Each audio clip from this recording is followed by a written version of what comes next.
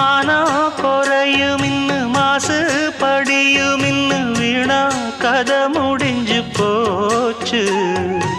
ஈசான மூலையில லேசான பள்ளி சத்தம் மாமன் பேர சொல்லி பேசுது. ஆறாத சோகந்தன்ன தீராம சேர்த்து வச்சு ஊரும் சேர்ந்து என்ன ஏசுது.